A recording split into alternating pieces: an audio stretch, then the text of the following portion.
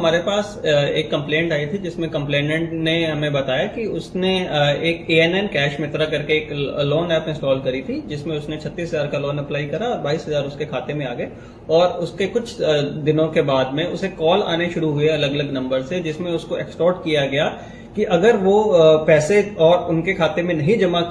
करवाएगा तो उसकी जो फोटोज हैं जिनका एक्सेस उन्होंने ऑलरेडी ले रखा था वो उसके रिलेटिव्स को, उसके कॉन्टैक्ट्स को शेयर कर दी जाएंगी। तो ये उसको डर दिखा के उससे पैसे एक्सटॉर्ट किए गए। तो तकरीबन उसका 50,000 जितना उसने लोन लिया था उससे ज्यादा उसने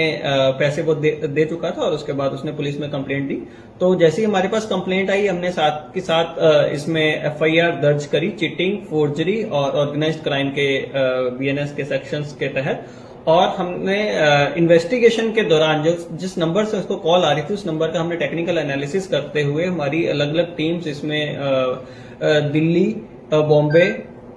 आंध्र प्रदेश, राजस्थान, तो हमारी अलग अलग टीम्स ये जगह पे गई। उनके आपसी तालमेल से, लोकल पुलिस की कोऑर्डिनेशन से हम लोगों ने अभी तक इसकी इन्वेस्टिगेशन में टोटल 4 लोगों को गिरफ्तार करा है। एक सिद्धेश सालवी है, एक लव कुमार है जिन लोगों ने ये पूरा जो कनेक्शन था वो जाली तरीके से लिया, एक विकास शर्मा है जयपुर का जो कि वहां का ई मित्रा का एजेंट है जो ये सारी पेमेंट्स करवा रहा था, और चौथा वोडाफोन का एक एम्प्लॉय अभिजीत दे जिसने ये सारा इन आरोपियों की पूरी मदद करी कि जाली तरीके से ये पूरा ये कनेक्शन ले पाए। सर ये जो इसका पूरा ये मोडस ऑपरेंडी समझ में आया इसका ये है कि इन्होंने इसको टेक्निकल भाषा में सिप ट्रंक कनेक्शन बोलते हैं। इसको लेमैन में हम ये समझ सकते हैं कि ये एक इंटरनेट के ऊपर फोन लाइन है जिसमें एक ही टाइम पे हजारों में कॉल्स करी जा सकती हैं ऑटोमेटिकली। तो इन लोगों ने ये कनेक्शन एक बड़े कॉर्पोरेट्स के लिए होता है, कॉल सेंटर्स के लिए होता है, बट इन लोगों ने यहाँ पे जो लव गुप्ता है जो तुषार के नाम से ऑपरेट कर रहा था उसने जाली एक कंपनी के डॉक्यूमेंट्स को फोर्ज करके जाली डॉक्यूमेंट्स के ऊपर ये पूरा कनेक्शन लिया। और जिस एड्रेस पे कनेक्शन लिया वो बॉम्बे का एड्रेस था जो कि जाली था, वो सिर्फ 2 घंटे के लिए वेरिफिकेशन के नाम पे लिया गया था। और ये पूरा जो सेटअप है वो